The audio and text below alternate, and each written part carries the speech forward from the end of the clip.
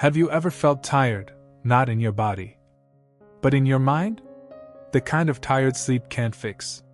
The kind that comes from thinking too much. Here's a question that might surprise you. What if your biggest problem isn't your life, but the noise inside your head? Because a noisy mind can turn a small worry into a disaster.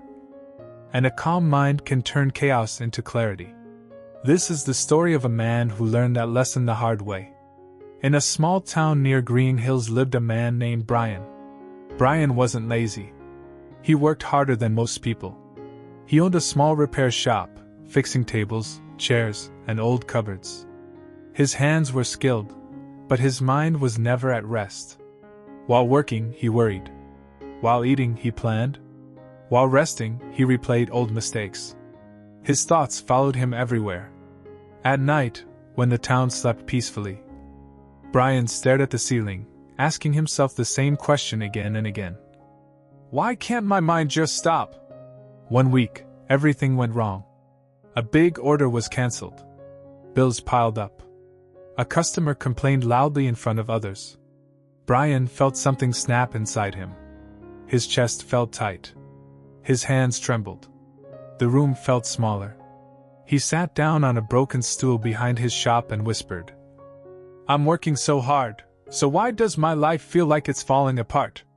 That's when someone unexpected walked in. It was Mr. Harris, an older man from the town.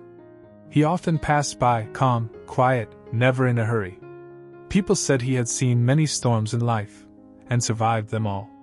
He looked at Brian and said gently, "Your shop is full of tools, but your mind looks heavier than all of them."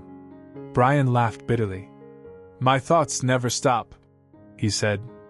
"I try to fix everything in my head, but it only makes things worse." Mr. Harris nodded slowly. "Then come with me tomorrow morning," he said. "I won't give you advice. I'll show you something instead." The next morning, just after sunrise, Brian followed him beyond the town. They walked until they reached a quiet clearing with a small lake hidden between trees. The water was still, so still it looked like glass. The sky, the trees, even the clouds were perfectly reflected. Mr. Harris picked up a stone and threw it into the lake. The surface broke. Ripples spread. The reflection disappeared. Then he turned to Brian and asked, "Can you see anything clearly now?" Brian shook his head. Mr. Harris smiled. "This lake is your mind. When it's calm, it shows the truth. When it's disturbed, everything looks broken, even when it isn't." That moment stayed with Brian. From the next day, he began coming to the lake every morning. He didn't try to think positive. He didn't try to force silence. He simply sat and breathed. At first, it felt useless. His mind screamed. Work. Money. Future. Mistakes. But he remembered Mr. Harris's words. Don't chase your thoughts. Don't fight them. Let them pass. Slowly, very slowly, something changed. Brian noticed it in small moments. He listened more. He reacted less. Problems still came, but panic didn't arrive with them. Then one night, disaster struck. A short circuit caused a fire in his shop. People rushed over, expecting to see Brian broken. Instead, they found him sitting outside, watching the flames with steady eyes. A neighbor shouted, "Brian! Your shop is burning. How are you so calm?" Brian replied softly, "I lost wood and tools tonight, not my peace. If I lose my mind too, I lose everything." That silence said more than panic ever could. Months later, Brian rebuilt his shop. Not bigger, but better. Customers noticed something different. His hands worked with patience. His voice carried calm. His presence felt safe.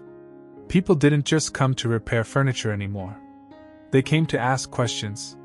How do you stay so calm? How do you handle stress? Brian would smile and say, "Come with me." And he would take them to the same quiet lake. Here's the truth, my friend. Life will keep throwing stones into your mind. You can't stop that. But you can decide whether your water stays muddy or settles into clarity. A calm mind doesn't mean no problems. It means problems no longer control you. And that calm? It's already inside you, waiting for you to slow down enough to find it. If this story touched something inside you, remember, peace isn't something you chase. It's something you allow. Thank you for listening to Elevera. If one calm story helped quiet your mind today, don't forget to like, share, and subscribe. Because a calm mind can change a noisy life.